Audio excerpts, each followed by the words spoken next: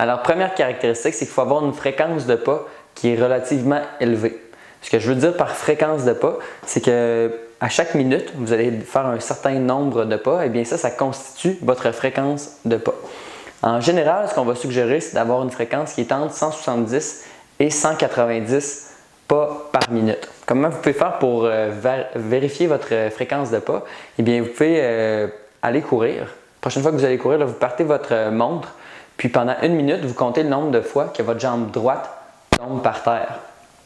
Ensuite de ça, vous faites x2 à la fin de votre minute. Et puis, vous voyez là, le résultat que ça vous donne.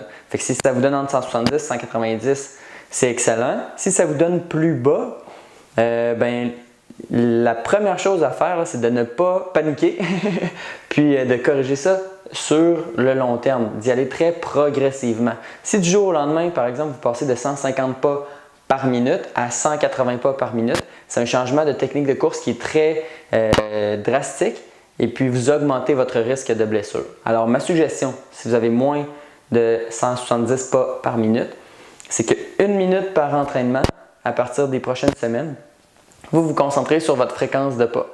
Et puis tranquillement pas vite, votre fréquence de pas devrait s'améliorer, augmenter un petit peu. Puis ça devrait vous permettre d'avoir un risque de blessure qui est moins grand, puis de minimiser les forces de freinage aussi. Donc ça devrait vous permettre d'être un peu plus efficace. Mon deuxième conseil, c'est que votre pied, lorsque vous courez, ne devrait pas tomber devant votre centre de masse, mais plutôt sous votre centre de masse. Parce que votre centre de masse, c'est un point qui rassemble de façon théorique là, toute la masse de votre corps. Puis en général, là, votre centre de masse, il est situé au milieu de votre corps, environ où votre nombril. Okay?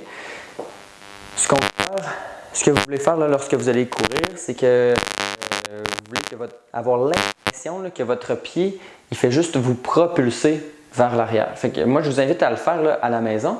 Lorsque vous allez courir la prochaine fois, pendant 1 minute, vous vous concentrez à essayer de faire tomber votre pied directement en dessous de vos hanches, puis vous essayez d'avoir presque aucune phase de freinage. Donc, au lieu que votre pied tombe devant vous, il tombe en dessous de vous. Puis au lieu de freiner puis de vous repropulser par la suite, votre pied tombe dessous vous puis il fait juste vous propulser vers l'arrière. Peut-être que vous avez déjà entendu parler qu'il faut faut que vos orteils touchent au sol en premier ou votre avant-pied touche au sol en premier. Bien, ça, si vous avez déjà reçu ce conseil-là, c'est un mauvais conseil. Donc, je vous suggère là, de ne pas l'écouter parce que quand on se concentre comme ça à avoir une partie du pied qui touche le sol en premier, on se concentre sur la mauvaise chose.